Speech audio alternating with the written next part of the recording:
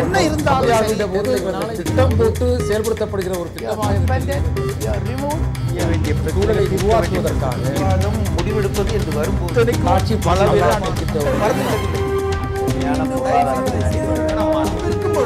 எதிர்த்து பேசிட்டு வணக்கம். நேர்பட பேஸ் நிகழ்ச்சிக்கு உங்களை வரவேற்பதில் மிக்க மகிழ்ச்சி. நாத்திக பூமியாக இருந்த தமிழகம் இப்போது ஆத்திக பூமியாக, ஆன்மீக பூமியாக மாறி வருகிறது என்று பாரதிய ஜனதா கட்சியின் மாநில தலைவர் டாக்டர் தமிழிசை சவுந்தரராஜன் குறிப்பிட்டிருக்கிறார்.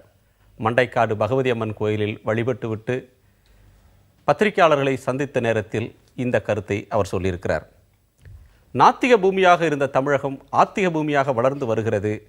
பாரதிய ஜனதா கட்சி என்பது அதிமுக திமுகவுக்கு மாற்று சக்தியாக மாறி வருகிறது.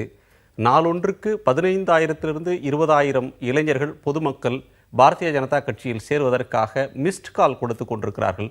கட்சி வளர்ந்து வருகிறது, இளைஞர்கள் ஏராளமானவர்கள் சேர்ந்து வருகிறார்கள் என்று தமிழிசை சவுந்தரராஜன் அவர்கள் சொல்கிறார்கள். இதில் நமக்கு எழக்கூடிய கேள்வி, தமிழகம் நாத்திக பூமியாகவே எப்போது இருந்தது? அதிமுக திமுக போன்ற கட்சிகளுக்கு மாற்று பாஜக என்று சொல்லும்போது திமுக அதிமுக போன்ற கட்சிகள் நாத்திக கட்சிகள் என்று அவற்றை சொல்ல முடியுமா? ஆத்திகம் வளர்கிறதா நாத்திகம் வளர்கிறதா என்பதை எப்படி கணக்கிடுவது? நாம் விவாதிக்கலாம். நம்மோடு இந்த அமர்வில் மார்க்சிஸ்ட் கம்யூனிஸ்ட் கட்சியைச் சேர்ந்த பேராசிரியர் திரு அருணன், இந்து முன்னணியைச் சேர்ந்த திரு இளங்கோவன், பத்திரிகையாளர் விமர்சகர் திரு க ஐயநாதன், பாரதிய ஜனதா கட்சியின் திரு ராமநாதன். வணக்கம். திரு ராமநாதன், உங்களிடமிருந்து தொடங்கலாம். நாத்திக பூமியாக இருந்த தமிழகம் ஆன்மீக பூமியாக, ஆத்திக பூமியாக மாறி வருகிறது அப்படின்னு தமிழிசை அவர்கள் சொல்கிறாங்க. தமிழ்நாடு நாத்திக பூமியாக மட்டுமே எப்போதேனும் இருந்திருக்கிறதா? இப்படி தமிழிசை அவர்கள் சொல்கிறதுக்கு என்ன காரணம்? கடந்த தேர்தலில் பிஜேபி ஓரளவுக்கு வாக்குகள் வாங்கினதுனால பிஜேபி வளர்வதை வைத்து இது ஆத்திக பூமின்னு சொல்கிறாங்களா? இல்லை, தமிழ்நாடு என்றைக்குமே ஆத்திக பூமியாகத்தான் இருந்து வருகின்றது. ஆனால் வெளிப்படையாக இப்பொழுது சபரிமலைக்கு கூட்டம் கூட்டமாக செல்வதிலிருந்து ஆதிபராசக்தி அம்மன் கோவிலுக்கு செல்வது, ஆடி மாதம் என்று சொன்னால் கூழ் ஊற்றுவது என்றெல்லாம் வெளிப்படையாக இன்றைக்கு கூட்டம் கூட்டமாக மக்கள் செல்வதெல்லாம் அது வெளிப்படையாக தெரிகின்ற ஏற்பாடுகள். அறிஞர் அண்ணா அவர்களே பெரியார் அவர்களுக்கு மாற்றாக ஒன்றே குலம் ஒருவனே தேவன் என்று என்றைக்கு சொன்னாரோ அன்றைக்கே அந்த நாத்திகத்தினுடைய வேர் அறுபட்டு விட்டது தமிழ்நாட்டிலே. அதற்கு பின்னால் தொடர்ச்சியாக அன்றைக்கு முன்னாலெல்லாம் இல்ல எந்த அடிப்படையில் ஆயிரக்கணக்கானவர்கள் பக்தி பெருகி எல்லா காலத்திலும் கோயில் கும்பாபிஷேகங்கள், எல்லா காலத்திலும் கோயில் கும்பாபிஷேகங்கள். எங்களுடைய மாநில தலைவர் சொல்வதனுடைய பொருள் என்ன அப்படின்னு சொன்னா, ஒரு காலத்துல தில்லை நடராஜனையும் ஸ்ரீரங்கநாதனையும் பீரங்கி வைத்து பிளக்கும் நாள் என்னாலோ அந்நாளே பொன்னாள், திராவிடத்தின் திருநாள் என்றெல்லாம் பேசினால் எங்களை போன்ற ஆத்திகர்கள் மனம் நொந்து சாவதை தவிர வேறு வழி இல்லாமல் இருந்தது. இன்றைக்கு அதற்கான இயக்கங்கள் தோன்றி, பாரதிய ஜனதா கட்சி, இந்து இயக்கங்கள் எல்லாம் தோன்றி அதற்கு தட்டி கேட்பதற்கும் போராடுவதற்கும் இன்றைக்கு வலிமையான இயக்கங்கள் தோன்றிவிட்டன ஏராளமாக. ஒரு திரு ஐயநாதன், நாத்திக பிரச்சாரம் மட்டுப்பட்டிருக்கிறது. நாத்திகர்கள் பேசுவதற்கு அஞ்சக்கூடிய அளவுக்கோ அல்லது பாரதிய ஜனதா கட்சி வளர்ந்து வருவதை வைத்து ஒரு மண்ணில் நாத்திகம் தேய்கிறது, ஆத்திகம் வளர்கிறது அப்படின்னு சொல்ல முடியுமா? அப்படியெல்லாம் இதை ரொம்ப ஆடமெல்லாம் சகோதரி தமிழிசை சவுந்தரராஜனுடைய கருத்தை எடுத்துக்க வேண்டாம். கருத்து சுதந்திரம் இருக்குது, அதனால் அவங்க இதை சொன்னாங்க அப்படின்றதோட மட்டும்தான் இதை எடுத்துக்க முடியும். ரெண்டாவது, அவங்களுடைய தமிழ்நாடு பாரதிய ஜனதா கட்சியினுடைய தலைவராக இருக்கிறதுனால எல்லாருக்குமே ஒரு உற்சாகம் கொடுக்கக்கூடிய ஒரு கடப்பாடு அவர்களுக்கு இருக்குது. அதனால் அவங்க என்ன சொல்கிறாங்க, ஒரு நாளைக்கு 15,000னா பேர்னா பார்த்துக்கங்க, இன்ட்டு 300 ஆள் நீங்கள் வகுத்தீங்கன்னா 3 கோடி மெம்பர்ஷிப்பு இந்த வருஷம் முடிவிலே வந்துடும். அதனால் அவங்க ஆட்சியை பிடிக்கலாம் அப்படின்னு சொல்கிறது, இது எல்லாம் என்ன அப்படின்னோம்னா அவங்களே சொல்லிக்கிட்டு அவங்களே பூஸ்ட் பண்ணிக்கிறதுக்கான ஒரு மாயை. ஆன்மீகம் அப்படின்றது ஐயா சொன்னது போல எப்பொழுதும் தமிழ்நாட்டில் இருக்கிறது. அதே போல ஜாதி கடவுளின் பெயரால் செய்யப்பட்ட பித்தலாட்டங்களுக்கு எதிரான ஒரு பிரச்சாரமும் பரப்புரையும் கூட இந்த தமிழ்நாட்டில் தொடர்ந்து கொண்டுதான் இருக்கிறது. அதை அவர்கள் மறந்துவிட்டு பேசுகின்றார்கள். சில வாக்கியங்களை வைத்துவிட்டு எல்லாவற்றையும் பேசிக்கூடக்கூடாது. ஆன்மீகம் என்பது இறைப்பணிக்காகவும் இறைவனுக்காகவும் தன்னை ஈகம் செய்வது, ஆன்மாவிற்காக ஈகம் செய்வது ஆன்மீகம் என்பதுதான். அவ்வாறு இறைவனோடு ஒன்றித்தவர்கள் யாரும் அரசியல்வாதிகளையும் ஆட்சியாளர்களையும் நம்பி ஒருபோதும் இருந்ததில்லை. எனவே ஆன்மீகம் இவர்கள் ஒரு மத போர்வையை இந்த நாடு முழுவதும் போர்த்தி இருக்கின்றார்கள். தாங்கள் போர்த்தி கொண்ட அந்த போர்வையை போர்வையை ஆன்மீகம் என்று காட்டி தமிழ்நாட்டின் மீதும் போத்த பார்க்கின்றார்கள். இது தமிழ்நாட்டு மக்கள் ரொம்ப விவரமானவர்கள். கூடு ஊத்துவார்கள், கோயிலில் காவடி எடுப்பார்கள், சபரிமலைக்கு போவார்கள், முருகனிடம் போவார்கள், ரொம்ப நாளாக போய்கொண்டே இருக்கிறார்கள். ஆனால் தொகுதியில் பிஜேபி 2000 ஓட்டு தான் வாங்குச்சு. இப்போ இந்த 5 கட்சி வந்துட்ட உடனே வந்து ஒரு 75 லட்சம் ஓட்டு வந்துருச்சுங்களா, அந்த மயக்கம் அவர்களை கனவு காண வைக்கின்றது. அது அவருடைய தனித்த உரிமை. இதை தாண்டி இவருடைய சொல்லுக்கு வேற எந்த பொருளும் இருப்பதாக நான் கருதவில்லை. கோயிலுக்கு போகிறது மாதிரியே மசூதிகளுக்கு போகக்கூடிய இஸ்லாமியர்கள் எண்ணிக்கை அதிகரிக்கிறது, அல்லது தேவாலயங்களுக்கு போகக்கூடிய கிறிஸ்தவர்களுக்கு எண்ணிக்கை அதிகரிக்கிறது, அதன் மூலமாக ஆன்மீகம் பெருகிடுச்சு அப்படின்னு சொல்கிறத நீங்கள் ஒத்துப்பீங்களா? அதாவது ஆன்மீகம் முன்னாடி இருந்த நிலையை விட தமிழ்நாட்டில் ஏன் தமிழிசை சவுந்தரராஜன் இந்த வார்த்தையை சொல்லியிருப்பார்கள் நான் நினைக்கிற விஷயம், அதாவது தமிழ்நாட்டில் இந்த போன்ற காவியினுடைய பருப்பு தமிழ்நாட்டில் வேகாது, இது நாத்திக பூமி, இது இவை ராமசாமி நாயக்கர் பிறந்த பூமி, ஆகையினால இந்த இடத்துல வந்து இதெல்லாம் எடுபடாதுன்னு சொல்லி கலைஞர் அவர்கள் சொல்லியிருக்கின்றார். ஏற்கனவே சொன்ன சமயத்தில் அப்புறம் வந்து கொஞ்ச நாள் பொறுத்து மத்தியில் பாரதிய ஜனதா கட்சி அவர்கள் பாரதிய ஜனதா கட்சி ராமசாமி நாயக்கர்னு சொன்னாரா? அவர் சொல்லல, நான் சொல்லணும் அவசியம் இல்லையே, அவரோட பேரை நான் சொல்றேன். நீங்க ஏத்தி சொல்றீங்க. இல்ல இல்ல, நான் என்ன சொல்றேன், அவர் என்ன பண்ணா சொல்லலாங்க, எனக்கு அவரோட பேரை நான் சொல்றேன், தப்பு இல்லையே, நான் இப்படிதான் சொல்லணும்னு யாரும் சொல்ல முடியாது. கோட் பண்ணி பேசும்போது தவறு இல்ல, நான் என்ன சொல்றேன், அதே மாதிரி நீங்க சாதிய எதிர்ப்பை வந்து எடுத்துக்கிட்டவங்க இன்னைக்கு இல்ல இல்ல இல்ல ஒரு பிஜேபி ஒரு நிமிஷம், அவரே பயன்படுத்தாத ஒன்றை இட்டுக்கட்டி இவர்கள் ஈவே ராமசாமி நாயக்கர் அவர் கையெழுத்து போட்டிருக்காரு. அதனால வந்து இல்ல நான் விஷயத்தை மாற்ற வேண்டாம். நான் என்ன இது ஈவே ராமசாமின்னு கையெழுத்து போட்டது தெரியும், ஈவே ராமசாமி நாயக்கர்னு போட்டாருன்னு சொல்றீங்க. 27 வரைக்கும் ஈவே ராமசாமி நாயக்கர் தான் அவர் கையெழுத்திட்டு இருக்காரு. ஒருவருடைய அடிப்படையில ஒருத்தர் 1879 பிறந்து 1973 மறைந்த ஒரு தலைவரை 20களில் அவர் சொன்ன கருத்தை அவருடைய கருத்துன்னு சொல்லுவீங்களா? 73 இறுதி பகுதியில் சொல்ற கருத்து அவருடைய கருத்துன்னு சொல்லுவீங்களா? இதே கருத்தை ஒரே கருத்தை 2 முறை மாற்றி சொன்னாலும் அவர் இந்த கருத்தை சொல்லி இருக்கிறாருங்கிறதுல பதிவு செய்ததுல தவறு இல்லையே. அதே மாதிரி அவர் இந்த மாதிரி சொல்லியிருக்கின்றார். ஆகையினால அதை அவருடைய பூமின்னு கலைஞர் அவர்கள் சொல்றாரு. ஆகையினால இந்த இந்துத்துவ சக்திகளுடைய பருப்பு தமிழ்நாட்டில் வேகாதுன்னு சொன்னவர் மீண்டும் வாஜ்பாய் ஆட்சி காலத்தில் அவரோட கூட்டணி அமைக்கிற சமயத்தில் நாங்கள் வந்து எப்படி தமிழ்நாட்டில் பாஜக வளர்ந்து கொண்டு இருக்கிறது, எப்படியுமே வர முடியாதுன்னு எதிர்பார்த்து தமிழ்நாட்டில் வந்து பருப்பு வேகாதுன்னு சொன்ன இடத்துல இன்னைக்கு அங்கும் இங்குமாக சில இடங்களில் இந்துத்துவ சக்திகளுடைய பாரதிய ஜனதா கட்சியினுடைய முகம் தெரிகின்றது அப்படின்னு ஏற்றுக்கொண்டவர் கலைஞர். தமிழிசை சொன்ன கருத்துல இருந்து கேட்கணும்னா, பாஜக வளர்கிறது அப்படின்னு அவங்க சொல்ற வாதத்துக்காக ஏற்றுக்கொண்டாலும் பாஜக வளர்கிறத மட்டுமே ஒரு கட்சி வளர்ச்சியை வச்சு ஆன்மீக பூமியா மாறிடுச்சு, தமிழ்நாட்டில் இல்ல திமுக ஜெயிச்சது அப்படின்னா தமிழ்நாடு நாத்திக பூமி ஆயிடுச்சு அப்படின்னு சொல்ல முடியும்? இல்ல, நீங்க சொல்றதனுடைய உட்கருத்து எனக்கு புரிகிறது. அதாவது என்னன்னா, தமிழ்நாட்டில் ஒரு காலகட்டத்தில் இன்னைக்கு திரு ஐயநாதன் அவர்களும் நானும் திரு ராமநாதன் அவர்களும் நெத்தியில பொட்டோட சமய சின்னங்களோடு போய் இருக்கோம். ஆனா இந்த திராவிட கழகங்கள், கடவுள் மறுப்பு இயக்கங்கள் அவர்களுடைய கொள்கையை தமிழ்நாடு முழுக்க அடுக்கு தமிழ்ல பேசுகின்ற காலத்துல நெற்றியில பொட்டு வைத்தா கூட கிண்டல் பண்ணக்கூடிய நிலைமை இருந்தது. கல்லூரி மாணவர்களுக்கு நான் முடிச்சிடறேன், கல்லூரி மாணவர்களாக இருக்கக்கூடியவர்கள் நெற்றில பொட்டு வச்சிருந்தா கூட திரு இளங்கோவன் அவர்கள் என்னை ஒரு சமய சார்பு என்று சொல்லுவதை நான் ஏற்கவில்லை. இல்லை, நெற்றில வைத்து இருக்கக்கூடியது, நெற்றில வைத்திருந்தால் அது சமய சின்னம் தான். அது முல்லா போட்டா சமய சின்னம், நெற்றில வைத்திருந்தால் சமய சின்னத்தை இட்டுக் கொண்டு நான் பேசிக் கொண்டிருக்கின்றேன். என்னை மதத்தில் கொண்டு வந்து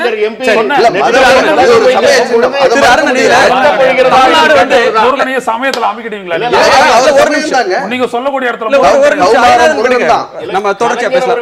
திரு அருணன் இன்னொருத்தர் பேசணும். திரு அருணன், இந்த பிரச்சனையில நாத்திக பூமி ஆத்திக பூமி அப்படின்னு வரையறுக்கிறது, ஒருத்தர் ஆன்மீகவாதியாக இருக்கிறாரு அல்லது கடவுளை ஏற்கிறார் அப்படின்றது அவருடைய உரிமை, கடவுளை இல்லை அப்படின்னு ஒருத்தர் நினைக்கிறார் அது இன்னொருத்தரோட உரிமை. 2 தனிப்பட்ட நபர்களுடைய தனிப்பட்ட விருப்பு வெறுப்பு சார்ந்த சொந்த விஷயங்கள். அதை வைத்து ஒருவர் கோயிலுக்கு போகிறாருன்றதுனாலேயே, ஒருத்தருக்கு பக்தி வந்ததுனாலேயே அது ஆன்மீக பூமியாக மாறிடுச்சுனோ அல்லது நாத்திக பூமியாக மாறிடுச்சுனோ சொல்ல முடியுமா? அதாவது பாஜக நண்பர் சொன்னதை நான் ஏற்றுக்கொள்கிறேன். தமிழகம் என்றைக்குமே நம்முடைய முழு அர்த்தத்தில் நாத்திக பூமியாக இருந்தது இல்லை. அதுவும் குறிப்பாக வெகுமக்கள் மத்தியில் ஆத்திகம்தான் இங்கே தலை தோங்கி இருந்தது, அதில் எந்த சந்தேகமும் இல்லை. ஆனால் என்ன இன்னும் கூட நான் என்ன சொல்லுவேன்னா, மக்கள் வந்து சகல மத வழிபாட்டு தலங்களுக்கும் போவதே வழக்கமாக வச்சுருப்பாங்க. இப்போ தஞ்சாவூர் பக்கம் போகிறாங்கன்னா எட்டுக்குடி முருகன் கோவிலுக்கும் போவாங்க, நாகூர் தர்காவுக்கும் போவாங்க, வேளாங்கண்ணி கிறிஸ்தவ தேவாலயத்துக்கும் போவாங்க. அப்படி தான் அவங்க இருந்தாங்க. ஆக அந்த அர்த்தத்தில் நீங்கள் பார்த்தீங்கன்னா இந்த கடவுளாக நம்மளை காப்பாற்றட்டுமையா என்கிற அந்த கடவுள் நம்பிக்கை வெகு காலமாக இங்கே இருந்தது, இப்பொழுதும் இருக்கிறது. பிரச்சனை என்னன்னா பெரியாருடைய சிந்தனை அன்று மேலோங்கி இருந்தது. அவங்க சொல்ல வேண்டிய அர்த்தம் அதுதான். நம்ம கொஞ்சம் சித்தாந்த ரீதியாக பார்த்தா இன்றைக்கு அது வீழ்ந்து விட்டது. பெரியாருடைய சிந்தனைன்னு இவங்க எதை சொல்கிறாங்கன்னா அவருடைய நாத்திகத்தை, அவருடைய கடவுள் மறுப்பை, அது இன்னைக்கு வீழ்ந்து போச்சலைங்கிறாங்க. உண்மை என்னன்னா பெரியாருடைய வாழ்க்கையையும் அவருடைய வரலாறையும் நீங்கள் கூர்ந்து கவனிச்சிங்கன்னா அவரே ஆரம்பத்தில் கடவுள் நம்பிக்கையோடு இருந்தவர் தான். அவருடைய ஆரம்பத்தில் அந்த பத்திரிகை 1924, 25 அந்த இயக்கத்தை அவர் ஆரம்பிக்கும் போதும் குடியரசு பத்திரிகை துவக்கும் பொழுதும் அதுலெல்லாம் அந்த மத இதெல்லாம் வந்துச்சு. ஆனால் காலப்போக்கில் அவருக்கு என்ன வேகம் வந்துச்சுன்னா இந்த சாதி அமைப்பை எப்படி நியாயப்படுத்துகிறாங்கன்னு ஆய்வு பண்ண ஆரம்பித்தார்.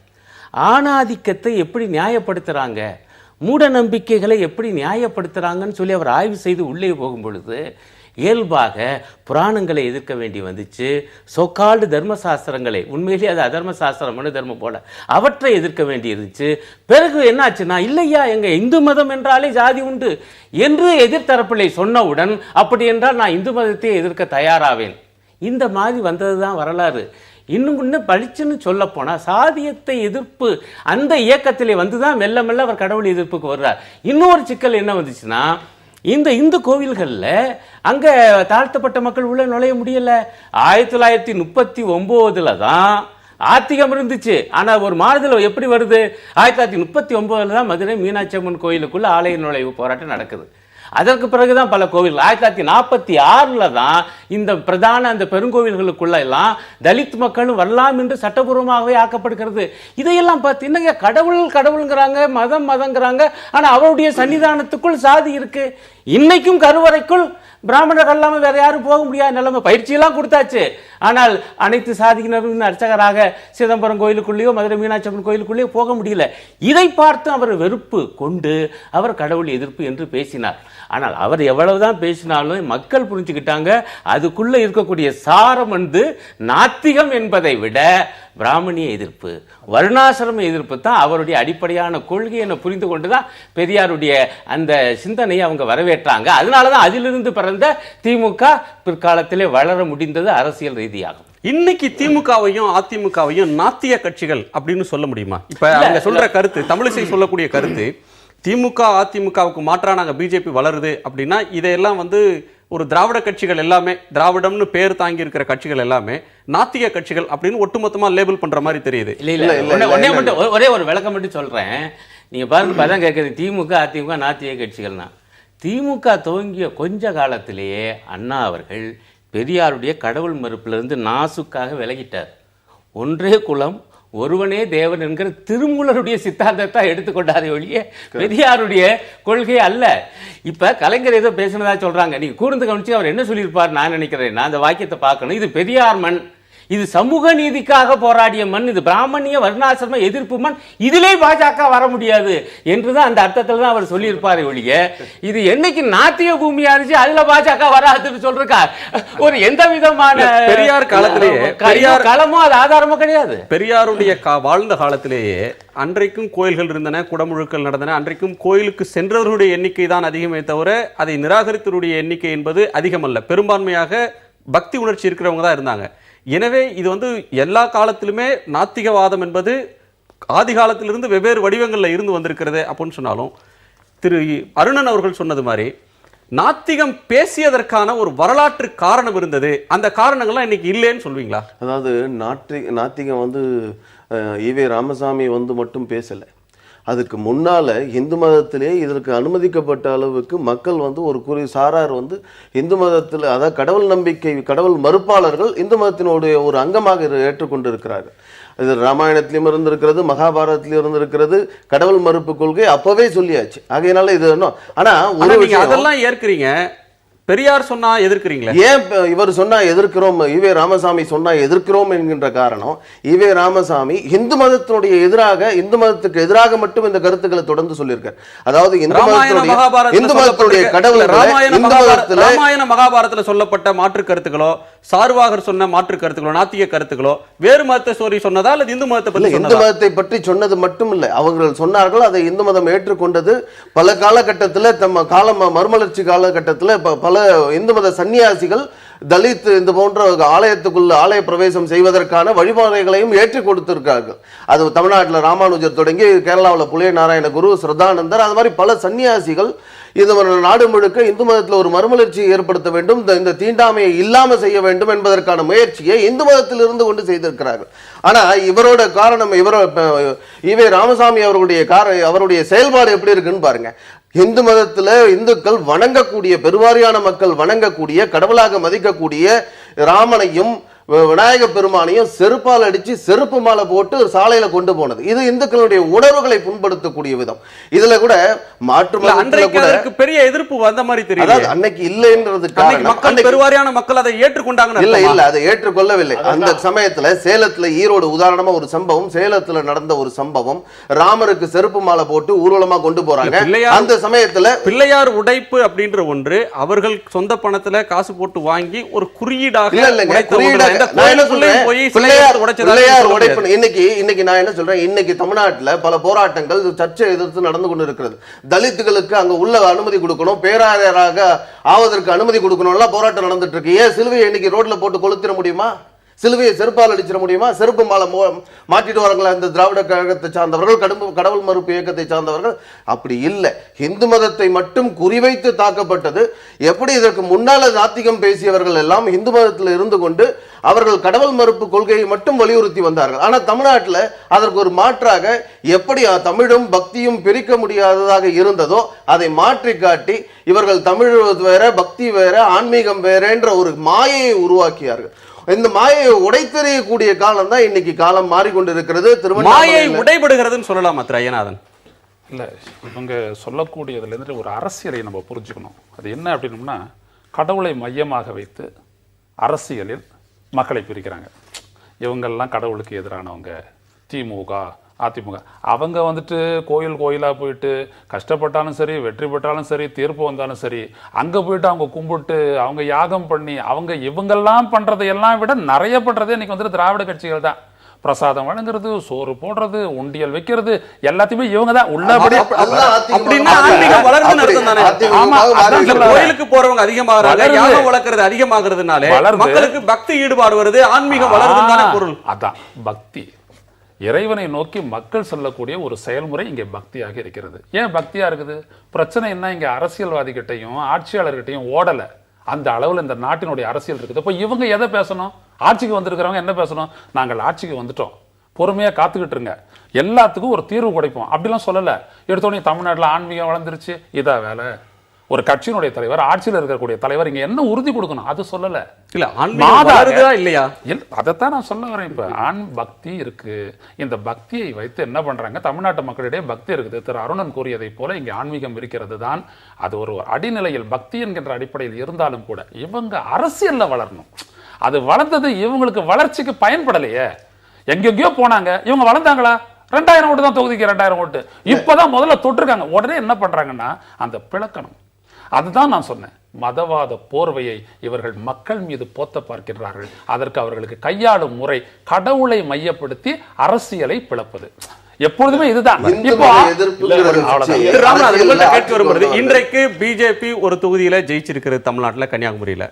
இப்ப 6 மாதத்துக்கு ஒரு நாடாளுமன்ற தொகுதியில பிஜேபி ஜெயிச்சிருக்கிறது, இன்னொன்று பாமக ஜெயிச்சிருக்கிறது. நீங்கள் 6 மாதத்துக்கு முன்னால் நடந்த தேர்தலில் இது நிலை என்றால், 3 வருடங்களுக்கு முன்னால் நடந்த சட்டமன்ற தேர்தலில் பாஜக ஒரு இடத்தை கூட சட்டமன்றத்தில் ஜெயிக்க முடியல. பொன் ராதாகிருஷ்ணன் அதற்கு முன்னால் நடந்த சட்டமன்ற தேர்தலையும் சரி 3வது இடத்துக்கு கூட வந்ததை பார்த்தோம். ஒரு பிஜேபி தலைவர் கூட சட்டமன்றத்துக்கு வரல. இப்போ பிஜேபி ஜெயிச்சதுக்கு ஆன்மீகம் பெருகிடுச்சுன்னு சொல்வீங்கன்னா இல்ல. அப்போ தோத்தப்ப ஆன்மீகம் இல்லாம போயிடுச்சு அப்படின்னு சொல்வீங்களா? இல்ல. ஜெயலலிதா அவர்கள் வெற்றி பெற்றதை ஆன்மீகத்தோட வெற்றியா நீங்க பார்க்க மாட்டீங்களா? பாரதிய ஜனதா கட்சி வெற்றி பெற்றது என்று சொன்னால் அது ஆன்மீகத்திற்கோ அல்லது ஆன்மீகத்திற்கு கிடைத்த வெற்றியாகவோ அல்லது மற்ற கட்சிகள் வெற்றி பெற்றால் ஆன்மீகத்திற்கு கிடைத்த தோல்வியாகவோ நாங்க என்னைக்கும் பார்த்ததில்ல. அப்படி கருத்து இப்ப தமிழிசை சொல்ற கருத்து எப்படி புரிஞ்சுக்கிறது? இன்னைக்கு தமிழிசைமா நீங்க முந்தைய கேள்வியில இளங்கோவன் கேட்கும் போது சொன்னீங்க, அங்க பெரியார் அவர்கள் விநாயகருக்கோ அல்லது ராமனுக்கோ செருப்பு மாலை போடும் பொழுது அவரை விநாயகர் சிலையை உடைக்கும் பொழுது பெரிய கிளர்ச்சியோ எதிர்ப்போ ஏற்படவில்லை என்று சொன்னீங்க. உண்மைதான். அன்னைக்கு அந்த நீதிபதியே அந்த கேள்வியை கேட்டார். ஆனால் இன்றைக்கு அதை போல நடந்தால் அதை தட்டி கேட்பதற்கும் போராடுவதற்கும் புகார் கொடுப்பதற்கும் அதை வலிமையாக கண்டித்து பேசுவதற்கும் இன்றைக்கு ஆத்திக பெருமக்கள் ஆத்திக இயக்கங்கள் இந்து இயக்கங்கள் பெருகிவிட்டன என்ற குறியீட்டை தான் இன்னைக்கு வந்து தமிழிசை அம்மா சொல்லியிருக்காங்க. அந்த மாதிரி இன்னைக்கு வந்து ஈஸியா ஒரு கிளர்ச்சி ஏற்படாமல் எதிர்ப்பு ஏற்படாமல் இன்னைக்கு சொல்லியிருக்காங்க. பிரச்சாரம் வலுவாக நடந்திருக்கிறது. பெரியார் வந்து மிக கடுமையான சொற்களால ஆத்திகத்தை நோக்கி விமர்சனம் தொடுத்திருக்கிறார். இவங்க சொல்றது மாதிரியான போராட்டங்கள் நடந்த போது மக்கள் மத்தியில பெரிய கிளர்ச்சி வரல. அந்த கிளர்ச்சி வராததுக்கு என்ன காரணம்? அப்ப அவங்களுக்கு பக்தி உணர்ச்சி இல்லைன்னு அர்த்தமா? ஆன்மீக உணர்ச்சி அன்னைக்கு இல்லைன்னு அர்த்தமா? அது ஒரு முக்கியமான கேள்வி. ஆனால் அது பதில் சொல்றதுக்கு முன்னாடி ஒரு முக்கியமான ஒரு வரலாற்று பிழையை விடாம சொல்லிட்டு இருக்காங்க சங் பரிவாரத்தினர். ஏதோ இந்து மதத்தில் ஒரு பிரிவாக நாத்திகம் இருந்ததாகவும் நாத்திகத்தையும் இந்து மதம் ஏற்றுக்கொண்டதுன்னு அப்படிலாம் கிடையாது. ஆதி காலத்தில் இருந்தது இந்து மதம் அல்ல, ஆதி காலத்தில் இருந்தது வேத மதம் அல்லது சனாதன தர்மம் அல்லது பிராமணிய மதம், இதுதான் பேர்கள்லாம். அந்த வேத மதத்தை ஆமா இருக்குங்க, என்கிட்ட ஆதாரம் இருக்குங்க, என்கிட்ட ஆதாரம் இருக்கு. இருங்க சங்கராச்சாரிய இருங்க, அவங்க யார் யாரெல்லாம் பேசியிருக்காங்க, என் கையில் ஆதாரம் இருக்கு. என்ன பிரச்சனைனா இது எதிர்த்து தான் வந்த சில பிரிவுகளில் உலகாயுதமும் ஒன்று. ராமாயணத்தை பற்றி சொன்னீங்களே, அதில் ஜாபாலி அந்த உலகாயுதத்தை அந்த நாத்திகத்தை பேசுகிறான். அதை கடுமையாக எதிர்த்தார்கள் அங்கே இருந்த பிறர். அதையே ராமன் ஏற்றுக்கொண்டான். இது ஜாபாலியை இனிமேல் நம்ம மந்திரியாக எப்படி வச்சுக்கலாம், அது பரதனோட வர்றாப்புல ஜாபாலியை கொண்டு நீ எப்படி மந்திரியாக வச்சிருக்கேன்னு சொல்லி பரதனை பார்த்து கேட்குறாப்புல ஸ்ரீராமன். ஆகவே இதான் உள்ள நிலைமை. இன்னும் ஒரு விஷயத்தை நான் சொல்லுவேன், இந்த உலகாயுதவாதிகள் எந்த அளவுக்கு வேத மதத்தை எதிர்த்தார்கள் என்பதை நீங்கள் பார்த்தீங்கன்னா, அவங்களுக்கு குறிப்பாக ஆன்மா என்பது ஒன்று உண்டா, மரணத்துக்கு பிறகு வாழ்வு உண்டா என்கிற சில முக்கியமான விஷயங்களை எல்லாம் இவங்க கிட்டத்தட்ட ஒரு பகுத்தறிவு நோக்கிலிருந்து ஆய்வு பண்ணாங்க. அதையெல்லாம் அன்றைய வேத மதம் இன்றைய இந்து மதத்தினுடைய அந்த மூதாதை ஏற்றுக்கொண்டதில்லை. ஆகவே அதை எதிர்த்த போராட்டம், வேத மதத்தை எதிர்த்த போராட்டம் நாத்திகம் நடந்தது. நாத்திகத்தை எதிர்த்த போராட்டத்தை வேத மதம் நடத்தியது. ஆக அந்த வகையில் இப்பொழுது ஒரு தொடர்ச்சி இருக்குது. ஒன்று. ரெண்டாவது, ராமன் பற்றி இவர் சொல்கிறார். இதில் என்ன நடந்துச்சுன்னா 1971 சேலம் ஊர்வலத்தை பற்றி சொன்னதுனால சொல்ல வர்றேன். ராமனை விமர்சனம் செய்து சில ஒரு தேர்வோல அந்த இதெல்லாம் நடக்கும் பாருங்க, அந்த இதெல்லாம் அனுப்புகிறாங்க. அந்த ஊர்வலத்தில் சில காட்சிகள்லாம் வருது. அதில் ஸ்ரீராமனை விமர்சித்த ஒரு காட்சி என்பது இருந்தது. இருங்க நான் வரேன். இல்லை, அது எப்படி நடந்துச்சுன்னு அதான் சொல்ல போகிறேன். அப்படி வந்தது என்பது உண்மை. ஏன் விமர்சனம் செய்தார்கள் என்பதை நான் பார்க்கணும். அந்த மெத்தடை நான் ஏற்கலை இடதுசாரிகள். ஆனால் விமர்சனம் ஏன் செஞ்சாங்க? ராமனை புகழ்றாங்க. நான் ராமனை எப்படி பார்ப்பேன்னா ஒரு தியாகியாக பார்ப்பேன், தம்பிக்காக பதவியை விட்டு கொடுத்தவனையா, அப்படி பார்த்தா நான் ஏற்றுக்கொள்வேன். ஆனால் இன்னொரு விஷயம் என்னன்னா, உத்தரகாண்டத்தில் என்ன வருது, ஒரு பிற்படுத்தப்பட்ட வகுப்பை சார்ந்த சம்பூகன் தவம் செய்தான் என்கிற காரணத்தினால் அவனது தலையை வாங்கியவன் ஸ்ரீராமன். ஆக அந்த கோபம், அந்த விமர்சனம் தான் அதுக்கெல்லாம் காரணம். இருந்தாலும் அந்த பாணியை நாங்கள் ஏற்கலை. இன்னொன்னையும் நான் பதிவு செய்யணும். அதை கண்டு ஆத்திரமுட்டு ஒரு ஜனசங்கத்துக்காரர் செருப்பை வீச, அந்த செருப்பை எடுத்து தான் ஒரு தொண்டர் அடிக்க ஆரம்பித்தார் அந்த படத்தை. இதை விட்டுவிட்டு இதை மட்டும் சொல்றாங்க. இதெல்லாம் வரலாறு இருக்கு. இப்போ நீங்கள் கேட்ட கேள்விக்கு வர்றேன். அடிப்படையான கேள்வி என்னன்னா, இது நாங்கள் ஏற்கலை. இந்த மாதிரி பிள்ளையார் உடைப்பையோ அல்லது ஸ்ரீராமனை அவமானப்படுத்துகிற அந்த பாணியை இடதுசாரிகள் ஏற்கலை. ஆனால் நம்ம என்ன வரலாற்று ரீதியாக பார்க்க வேண்டி இருக்குன்னா, இவ்வளவு பண்ணாலும் ஏன் ஒரு பெரிய எழுச்சி வரல? காரணம் என்னன்னா, பெரியார் எதற்காக அதை செய்தார் என்பது புரியுது. இந்த ஜாதியம், இந்த இடஒதுக்கீடு மறுப்பு, அதுக்காக அவர் போராட வேண்டி வந்தது. அதுபோல கோயிலுக்குள்ள தீண்டாமை, தலித்துகளுக்காக அவர் பேசிய பேச்சு, நடத்திய போராட்டம் அழகா சொல்லுவாரு. ஏன் நரகல்ல கால் வச்சா கூட அந்த காலை மட்டும்தானையா கழுவுற, ஆனால் ஒரு தலித்தை தொட்டுப்புட்டா உடம்ப பூரா கழுவுறியே, நரகலை விட கேவலமானவனா என்னுடைய தலித்து மகன் என கேட்டவர் தந்தை பெரியார். இப்படி கேட்டு வந்ததுனாலதான் ஐயா இந்த கோபத்துல தான் இவ்வளவு பண்றாரு என்பதால் தான் அந்த எழுச்சி வரல. அதாவது ஒரு விஷயம், ஒரு இடைவெளிக்கு பிறகு பேசலாம், தொடர்ந்து பேசலாம். இதுல நிறைய பேச வேண்டி இருக்கிறது. ஆன்மீக உணர்ச்சிக்கும் அரசியலுக்கும் இதுல தொடர்பு இருக்கிறதா? ஆன்மீகம் வளர்ந்ததா நாத்திகம் வளர்ந்ததான்றதை எதை கொண்டு கணக்கிடுவது? சமூகத்தில் இருக்கிற ஒழுக்கத்தை சார்ந்து கணக்கிடுறதா அல்லது வேறு வைத்து கணக்கிடுகிறதா? பெரியார் நாத்திக பிரச்சாரத்தை செய்தபோது அவரோடு குன்றக்குடி அடிகளார், தவத்திரு குன்றக்குடி அடிகளார் போன்றவர்களாம் அவரோடு மேடையில் பல கட்டங்களில் தோன்றினதையும், இங்கு தமிழ்நாட்டில் பேசப்படக்கூடிய நாத்திகம் என்பது பெரும்பான்மையினர் நலன், ஆன்மீகம் என்பது சிறுபான்மையினர் நலன் என்றெல்லாம் தவத்திரு குன்றக்குடி அடிகளார் அவர்கள் பேசியதனுடைய பொருள் என்ன, அதற்கான தேவை என்ன என்பதை பற்றியெல்லாம் விரிவாக பேசலாம்.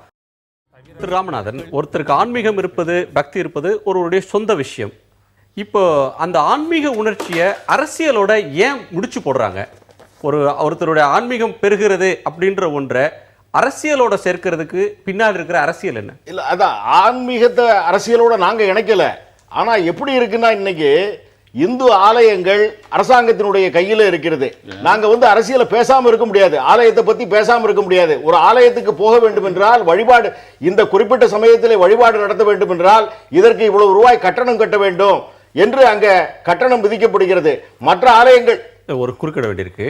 நாவலர் நெடுஞ்செழியன் ஒரு நாத்திகர். அவர் இந்து சமய அறநிலையத்துறை அமைச்சராக அண்ணா கீழே வேலை செய்த காலத்தில் எந்த கோயிலையும் குடமுழுக்குகள் நடத்துறதையோ அல்லது கோயிலில் நடக்கிற பக்தி மற்ற விஷயங்கள், அங்கே நடக்கிற பூஜை புனஸ்காரங்கள் மிதி அது சார்ந்த சமயம் சார்ந்த நடவடிக்கைகள் எது நடக்கிறதையும் அவங்க தடுக்கல. அதுலேயும் பிரச்சனை இருக்கு. ஏனென்றால் குறிப்பிட்ட கோவிலில் இந்த நட்சத்திரத்தில் இந்த மாதத்தில் குடமுழுக்கு நடத்த வேண்டும், இந்த மாதத்தில் பூஜை நடத்த வேண்டும் என்று சொன்னால் அதை மாற்றுகிறார்கள். ஆட்சியாளர்களுக்காக அந்த நட்சத்திரத்தையும் அந்த மாதத்தையும் மாற்றுகிறார்கள். அந்த திருவிழாக்களை எல்லாம் அவர்கள் குறுக்கீடு செய்து அந்த எக்ஸிகியூட்டிவ் ஆபீசர் மூலமாக மாற்றுகின்ற வேலை நடக்கிறது. ஒரு ஆலயத்தில் போய் ஒரு பழனி கோவில்லையோ திருச்செந்தூர் கோவில்லையோ வழிபாடு நடத்தணும்னா அதற்கு அரசாங்கத்திற்கு கட்டணம் செலுத்த வேண்டியிருக்கிறது. அந்த ஆலயத்தில் அனைத்து சாதியினரும் அர்ச்சகராக வேண்டும் அப்படின்னு ஒரு அரசாங்கம் முடிவு செய்தால் ஆரம்பத்தை காட்டி அதை மறுக்கிற ஒரு போக்கும் இருந்துட்டு தானே. தாராளமாக பாரதிய ஜனதா கட்சியை பொறுத்த அளவில் அந்த மாதிரி செய்யல. இந்து முன்னணியில் ஐயா பெரியவர் ராமகோபாலன் ஐயா அதற்குனே ஆகம பயிற்சி என்று திருச்சியில ஒரு அனைத்து சாதியினரும் அர்ச்சகராகலாம். அரசாங்கத்தில் தொடக்கி வைக்கப்பட்ட ஒரு பயிற்சியை பெற்ற மாணவர்களே இன்றைக்கு வேலை இல்லாம கோயிலுக்குள்ளேயும் போக முடியாம தான் இருந்துட்டு. பாரதிய ஜனதா கட்சி அதற்கு தடை சொல்லவில்லை. என்னன்னா அதுல கோவில்ல வேலை பார்த்த பாரம்பரியமா வேலை பார்த்தவங்க சில பேர் அந்த உச்ச நீதிமன்றத்திற்கு சென்று அது தடை உத்தரவை பெற்றிருக்கிறார்களே தவிர அது எங்களுக்கு வேலை வாய்ப்பு போகிறது என்ற வேலை வாய்ப்பு அடிப்படையில் அவங்க போயிருக்காங்களே தவிர, ஆனால் பாரதிய ஜனதா கட்சி அந்த மாதிரி எந்த தடையும் சொல்லவில்லை.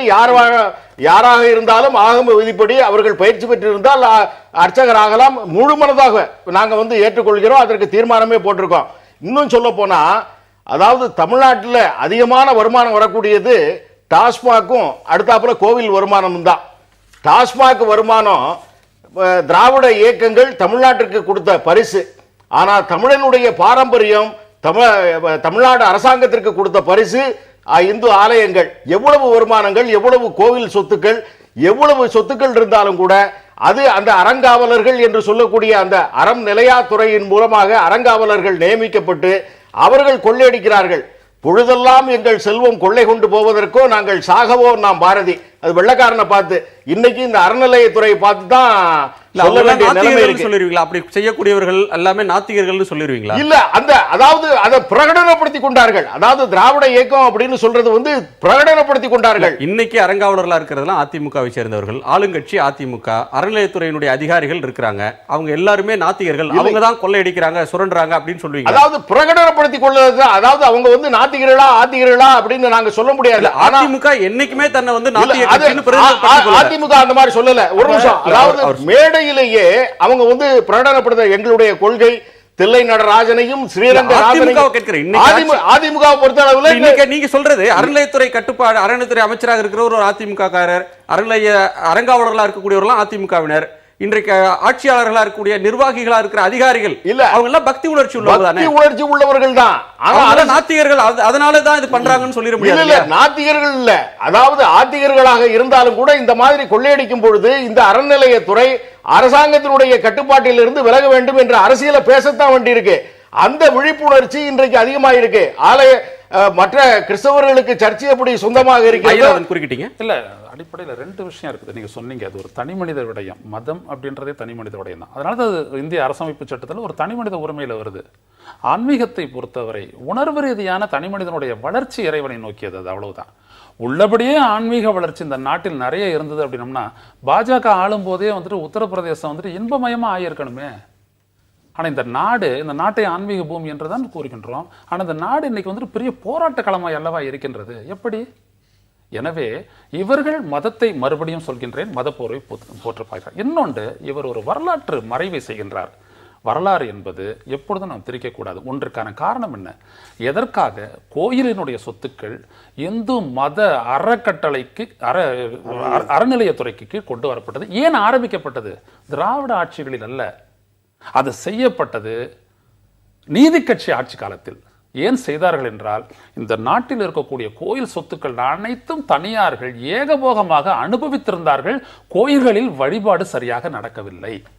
இது தொடர்பாக மிகப்பெரிய ஆய்வை நடத்திய deputy commissioner of Hindu religious and charity endowments இருந்த எனது நண்பரினுடைய தந்தையார் திரு டி.எஸ். சங்கரநாராயண முதலியார் இதை எனக்கு தெளிவாக விளக்கியிருந்தார்.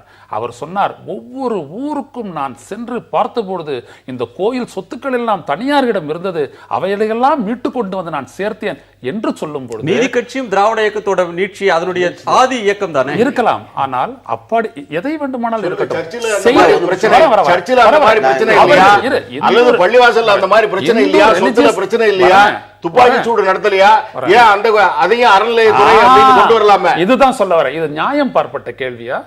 நீங்கள் உள்ளபடியே இந்து மதம் வளர வேண்டும் என்று நீங்கள் நேசிப்பவர்களாக இருந்தால் ஒரு சட்டத்தின் மூலம் அந்த சொத்துக்கள் கோயிலுக்கு கொண்டு வரப்பட்டு அதன் வருவாய் கோயிலினுடைய பயன்பாட்டிற்கு, பூஜை புனஸ்காரம், 3 கால பூஜை, திருவிழா, மடாலய செலவுகளுக்கு கொண்டு வரப்பட்டதை நீங்கள் ஆதரிப்பீர்களா, எதிர்ப்பீர்களா? இதுதான் சொல்கின்றேன். இவர்கள் அதனை கைப்பற்ற பார்க்கின்றார்கள். நீங்கள் கிறிஸ்டியானிட்டியும் முகமதியனும் செய்யக்கூடியது வந்துட்டு சரியா இருக்கு, அதை மட்டும் கொடுத்துட்டீங்க, இதையும் எங்களுக்கு கொடுங்க அப்படின்னு சொல்றது நியாயமா? கோவிலினுடைய சொத்துக்களில் இருக்கக்கூடிய வருவாய் அதற்கான பயனீட்டுக்கு சொல்ல வேண்டும் என்பது வருமா? எனவே மதசார்பற்ற அரசாங்கம்னு சொன்னா ஒரு மதசார்பற்ற அரசாங்கம். அந்த மதசார்பற்ற அரசாங்கம் அனைத்து மதத்தையும் பொதுவாக பார்க்க வேண்டும். இவர் சொன்ன மாதிரி அந்த 51 நீதி கட்சி கொண்டு வந்தாக இருந்தா கூட அதற்கு பிறகு இதற்கான ஒரு வாரியம் அமைத்து அது இந்துக்களுடைய கட்டுப்பாட்டுல இந்த தலைவர்கள் இந்து முன்னணி கேட்கிற விஷயம் கூட இதுதான். அவர்களுடைய யாரோட கட்டுப்பாடு? இன்னைக்கு தமிழ்நாடு முழுக்க 4,70,70,000 ஹெக்டேர் நிலங்கள் இருக்கிறது. ஆனா இன்னைக்கு கோவிலுடைய கட்டுப்பாட்டுல இருக்கான இல்ல. கோவிலுடைய அறநிலையத்துறையினுடைய கட்டுப்பாட்டுல இது இல்லைங்கிறது. இப்ப வந்து குத்தகைதாரர்கள் குத்தகை தரல, சொத்தை ஆக்கிரமிச்சு வச்சிருக்கிறவங்க இருக்காங்க. அவர்கள் எல்லோரும் நாத்திகர்கள், வேட்டு மதத்தை சேர்ந்தவர்கள் சொல்றீங்களா? இதுல நாத்திகர்களா ஆத்திகர்களா இல்ல. இந்த கோவிலுடைய சொத்துக்களை ஆக்கிரமிப்பு செய்திருக்கக்கூடியவர்கள் அறங்காவலர்களாக அரசாங்கங்களால நியமிக்கப்பட்ட, ஆளுங்கட்சியால் நியமிக்கப்பட்ட, ஆளுங்கட்சியை சார்ந்தவர்கள் வந்திருக்காங்க. அவங்களும் இந்த அறநிலையத்துறையை சார்ந்தவர்களும் அதிகாரிகளும் போட்டி போட்டு இடத்தை ஆக்கிரமிப்பு பண்ணி அதை வித்திருக்கிறார்கள். பல இடங்கள் அது நடந்திருக்கிறது. இன்னைக்கு புருஷவாக்கத்துல ஒரு பகுதி இன்னைக்கு சால்வேஷன் ஆர்மின்னு ஒரு கிறிஸ்தவ நிறுவனம் அந்த இடத்துல வச்சிருக்காங்க. அதே மாதிரி மயிலாப்பூர் கபாலீஸ்வரர் கோவிலுக்கு சொந்தமான இடத்துல தான் இன்னைக்கு நம்முடைய பீட்டர் அல்போன்ஸ் அவர்கள் காங்கிரஸ்காரர், அவர் அந்த இடத்துல இருக்காரு. ஒரு சமீபத்தில் 2 ஆண்டுகளுக்கு முன்னாடி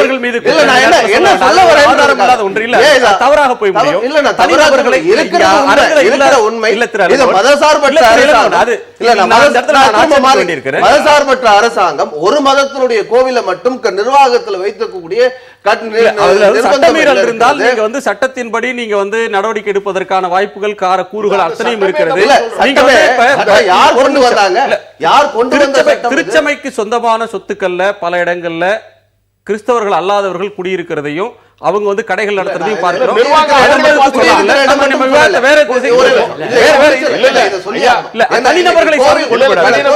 வரக்கூடிய வருமானத்தை மட்டுமே வைத்துக் கொண்டு இந்த அரசாங்கம் இதற்கான ஒரு வெள்ளை அறிக்கையோ இதுல என்ன ஆடிட் இருக்கோ எந்த விதமான கணக்கும் கொடுக்கறதே கிடையாது. அரசாங்கம் இதுல வரக்கூடிய வருமானத்தை எடுத்து பொதுவான செலவுகளுக்கு ஆடிட் பண்றது இல்லையா? ஆடிட்டிங் இல்லாத ஒரு துறை இந்து அறநிலையத்துறை தான். உண்டியல் வருமானம் எவ்வளவு வருகிறது, அந்த குத்தகை வருமானம் எவ்வளவு அது நீங்க இல்லாத விஷயம். இதை மறுக்க முடியுமா?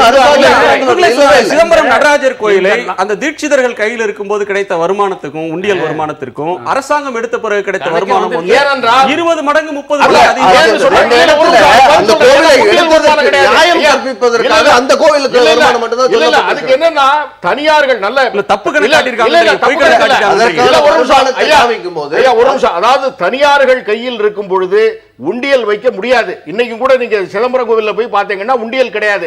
அரசாங்கம் இருக்கும் பொழுது அரசாங்கம் வந்த உடனே ஒரு சமுதாய கோவிலை அரசாங்கம் கைப்பற்றிக் கொண்டால் அதற்கு உடனே உண்டியலை வைத்து விடுவார்கள். அந்த பூஜை கட்டளைக்கெல்லாம் பணம் வாங்குகிறார்கள். அதனால அதிகமான வருமானம் வரத்தான் செய்யும்.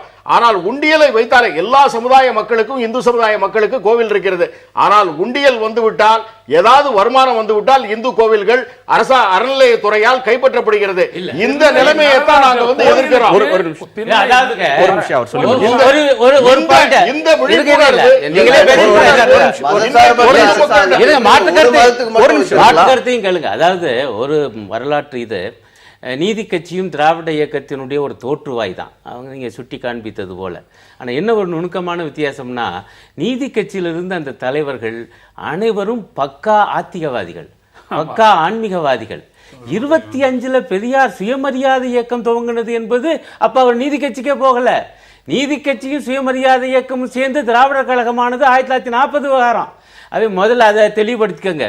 ஏன் ஆத்திகர்களாகிய நீதி கட்சி ஆட்சியாளர்கள் இந்த இந்து கோவில்களை இந்த அரசனுடைய கட்டுப்பாட்டின் கீழ் கொண்டு வந்தார்கள் என்கிற மிக முக்கியமான ஒரு வரலாற்று வினா இருக்கு. அதை புரிந்து கொள்ளணும். அந்த காலத்துல தர்மகர்த்தாக்கள் இருப்பாங்க. தமிழ் சினிமா எல்லாம் பார்த்தா கூட தெரியும். அந்த தர்மகர்த்தாக்கள்னு இருந்துகிட்டு அவங்க பாரம்பரியமா இருந்துகிட்டு பூரா அதர்மங்கள் பண்ணிட்டு இருந்தாங்க. எந்த அளவுக்கு என்றால் கோவிலுடைய அந்த பூஜை புனஸ்காரங்களுக்கு கூட ஒழுங்காக பணம் தர மாட்டாங்க. நீங்க கேளுங்க, நீங்க பதில் சொல்லுங்க. அப்புறம் நீங்க பேசும்போது நான் பொறுமையா இருந்தேன். அந்த மாதிரி அவங்க தள்ள. அதே போல சொத்துக்கள் எல்லாம் அவங்களே சொந்த உபயோகத்துக்கு பயன்படுத்த ஆரம்பிச்சாங்க. சிவன் சொத்து குல நாசம் என்கிற அந்த சொலவடை ஏன் வந்துச்சு? இப்படி அவங்க கைப்பற்றினதுனால இதையெல்லாம் பார்த்து ஆத்திகளிடமிருந்தே அந்த கோரிக்கை வந்துச்சு அரசு தலைன்னு. காரணம் என்னன்னா, நீங்க தயவு செய்து எந்த மதமாக இருந்தாலும் அந்த மத நோக்கத்துக்காக கொடுக்கப்பட்ட நிதி ஒழுங்காக பராமரிக்கப்பட வேண்டும் என்பதை நான் ஏற்றுக்கொள்கிறேன். ஆனா இதுதான் மிக முக்கியமான மதம், மிகப்பெரிய மதம். 80% மக்கள் கிட்டத்தட்ட மிகப்பெரிய கோவில்கள், மிகப்பெரிய சொத்துக்கள் கொடுத்ததெல்லாம் ஏழை பணக்காரர்ல இருந்து எல்லாம் ஏழையிலிருந்து பணக்கார வரைக்கும் அந்த சொத்து அந்த கோவிலுக்கு அது ஒழுங்காக போய் சேருகிறதா இந்த பராமரிக்கிற வேலையை செய்ய வேண்டியவர்கள் சரியா செய்யாத காரணத்தினால்தான் அரசு தலையிட்டு. இன்னொரு காரியம், அரசு வந்ததுனால அவங்களுடைய பாயிண்ட் ஆஃப் வியூலயே பேசுறேன். இந்த பணக்கார கோவில்களில் வரக்கூடிய வருமானத்தை வைத்து ஏழை கடவுள்லையும் ஏழை பணக்கார உண்டு. அந்த ஏழை கோவிலுக்கு ஒரு கால பூஜையாவது நடத்துவதற்கு ஏற்பாடு நடக்குது. இப்ப என்ன தெரியுமா, நான் என்ன சவால் சிதம்பரம் கோவில் வருமானத்தை இருங்க தயவுசெய்து நீங்க பேசுங்க. சிதம்பரம் கோவில் வருமானத்தை கொண்டு வேறு சின்ன கோவில்களுக்கு நிதி கொடுக்க அவர்கள் தயாரா செய்வார்களா? இன்றைக்கு ஏழை கோவில்கள் பிழைப்பு நடத்தி ஒரு சுலபமான இது. தமிழ்நாட்டுல ஆலயங்கள்ல ஆலயத்தினுடைய ஒரு காலத்துல அங்க தவறுகள் நடந்தது அப்படின்னு சொல்லியிருக்காங்க. அதனால அரசாங்கம் எடுத்துக்கிச்சு. இன்னைக்கு அரசாங்கத்துல எத்தனை ஊழல்கள் நடந்து கொண்டு இருக்கிறது. அதனால இந்த அரசாங்கத்தை வெளிநாட்டுல கொடுத்துட முடியுமா? அதனால எங்க தவறு நடக்கிறதோ அதை சரி பண்ணுவதற்கான முயற்சியாக தான் இருக்கணும். வடபழனி கோயில் பெரிய கோயில் இருக்கிறது, பழனி கோயில் இருக்கு, திருச்செந்தூர் கோயில் இருக்குன்னா அது அரசாங்கத்துக்கிட்ட இருந்து வாங்கி அதை யார்கிட்ட கொடுக்கிறது? அது இந்துக்களோட பிரதிநிதி அப்படின்னு சொல்லி எந்த கட்சிக்காரர்கிட்ட கொடுக்கிறது? சொல்லுகிறது. நாங்க எங்களுடைய இயக்கம் என்ன சொல்லுகிறோம், இதற்காக ஒரு சுதந்திர வாரியம் அமைக்கணும். இந்த சுதந்திர வாரியத்துல யாரெல்லாம் இருக்கணும்ங்கிறதையும் சொல்றோம். ஏற்கனவே ஆன்மீகத்தில் இருக்கக்கூடியவர்கள், ஆன்மீகத்தை மட்டுமே அடிப்படையாக செய்து வேலை செய்யக்கூடியவர்கள், அது மட்டும் இல்லாம ஓய்வு பெற்ற நேர்மையான அளவுகோல் வச்சு வைக்கிறது. இல்ல ஓய்வு நேர்மையா இல்லையான்றது எப்படி அளவிடுறது? அவங்களுடைய இருக்கா இல்லையா? ஓய்வு பெற்ற அரசு அதிகாரிகள், ஓய்வு பெற்ற நீதிபதிகள், இவங்களை எல்லாம் கொண்டு ஒரு இந்து இயக்கம் கொண்டு ஒரு குழு அமைக்க வேண்டும், ஒரு வாரியம் அமைக்க வேண்டும். வாரியத்தின் கீழே இந்து இயக்கங்களே நிறைய இயக்கம் இருக்கு. அதுல ஏன் அந்த இயக்கத்தை சேர்ந்தவர்கிட்ட அந்த கோயிலை கொடுத்தீங்க? எங்கள்கிட்ட எந்த கோயிலும் எந்த கோயிலையும் இப்படி பிரிச்சு கொடுத்துருங்கன்னு சொல்லுங்க. நாங்கள் சொல்லுவது ஒரு நிமிஷம் முடிச்சிடறேன். நாங்க சொல்றது இது ஒரு சென்ட்ரலைஸ்ட், எப்படி HRNC இருக்கிறதோ அதே மாதிரி ஒரு வாரியம் இருக்கணும். இந்த வாரியத்தின் தலைமையில தமிழ்நாட்டில் இருக்கக்கூடிய எல்லா கோவில்களும் நம்ம திட்டமிட்டபடி தமிழ்நாட்டில் இந்து மதத்தினுடைய கோரிக்கைகளை கோவில் மூலமாக இல்ல நம்ம ரொம்ப நேரம் கோயில் யார் கண்ட்ரோல்ல போறதுன்னு தலைப்புக்கு திரும்ப ஒரு முக்கியமான, அதாவது தெரிஞ்சதை நம்ம இந்த இடத்துல சொல்லணும். அதான் அந்த வாதத்துக்கு பெருமை. இங்க 91 தமிழ்நாட்டினுடைய முதலமைச்சராக முதல் முறையாக ஜெயலலிதா அவர்கள் பொறுப்பேற்றார்.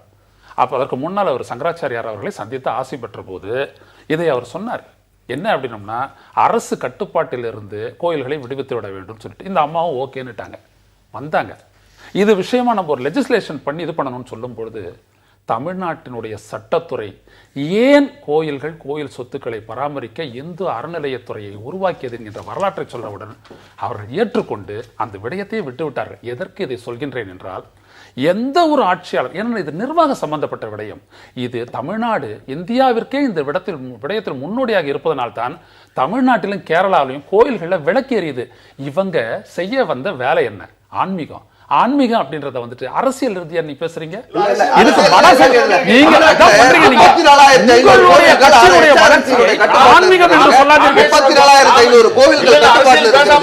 இந்த கோவில்ல ஆறுகால பூஜை ஒழுங்காக நடக்கிறதா?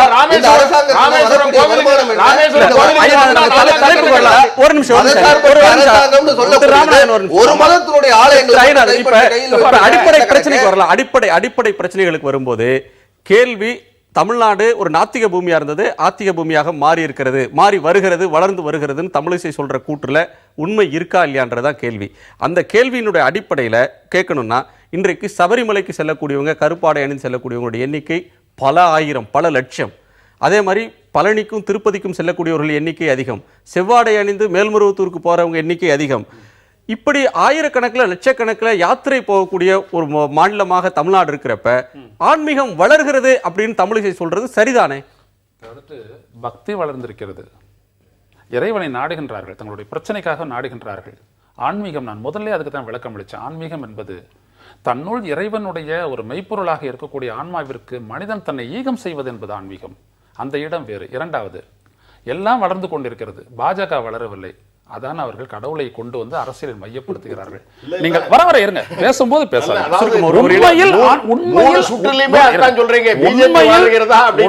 பிஜேபி வளர்கிறதா அப்படின்னு 2016 நீங்க பொறுத்திருந்து பாருங்க. ஏற்கனவே திமுகவை பின்னுக்கு தள்ளி நாங்க 3 இடத்தை பிடிச்சோம். ஏற்கனவே 75-80 லட்சம் ஓட்டு தமிழ்நாட்டில் வாங்கியிருக்கோம். ஆன்மீகம் பேருண்மையை நோக்கிய மனிதனுடைய பயணம். மதம் என்பது பாதை, இறைவனே லட்சியம் அப்படின்னு போற பாதை.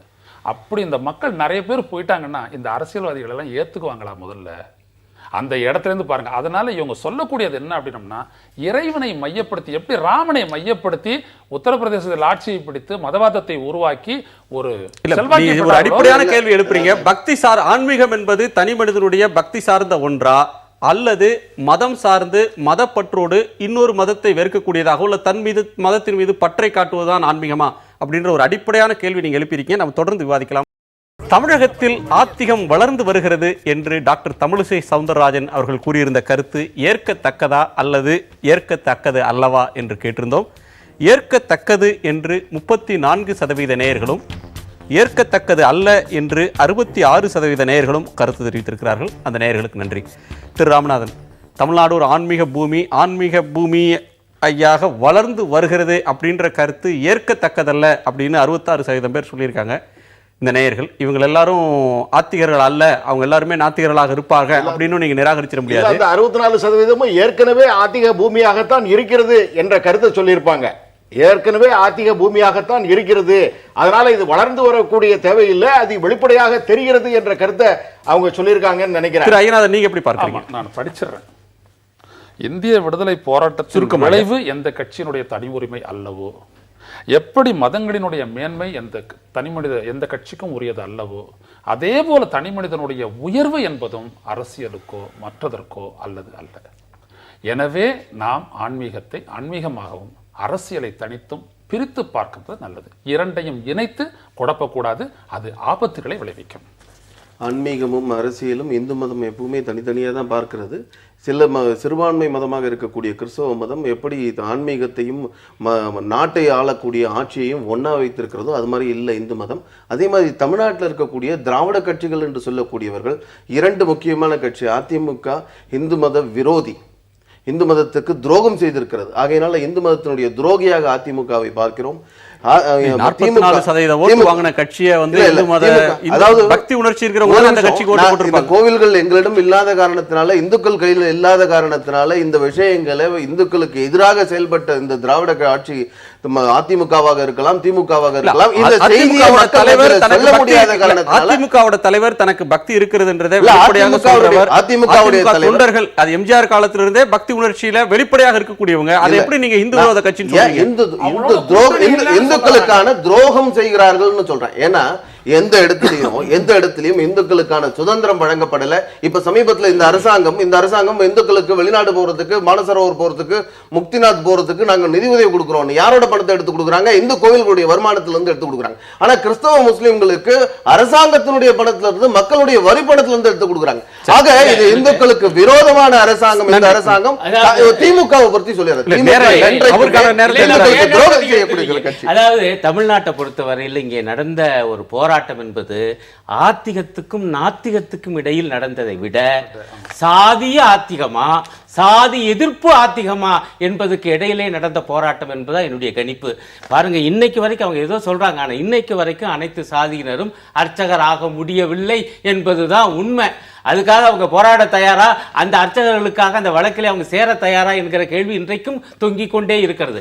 அடுத்த பாயிண்ட், ஆனா ஒண்ணு நடக்குது, ஆத்திகம் வளர்ந்திருக்கு என்று நம்முடைய சகோதரி சொல்லியிருக்காங்க. எனக்கு என்ன படுதுன்னா, ஆத்திகம் குறையவும் இல்லை, வளரவும் இல்லை. ஆனா என்ன நடக்குதுன்னா, இந்த மதத்துல அரசியல் கலப்பது அதிகரிச்சிருக்கு, அரசியல்ல மதத்தை கலக்கிறது அதிகரிச்சிருக்கு.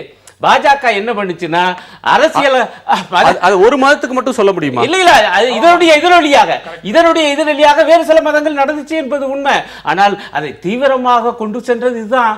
இப்ப அயோத்தி பிரச்சனையை கையில் எடுத்து, ராமனை கையில் எடுத்துக்கிட்டு அங்க அரசியல் செய்தது யார்?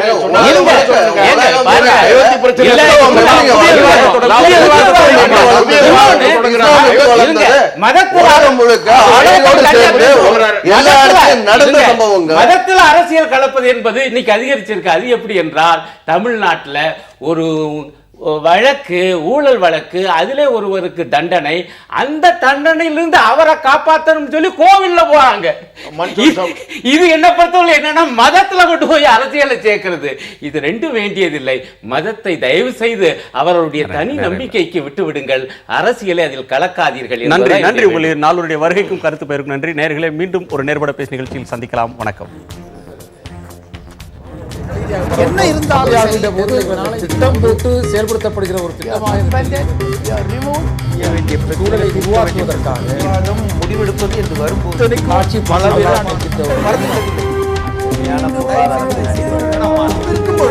எதிர்த்து பேசிட்டு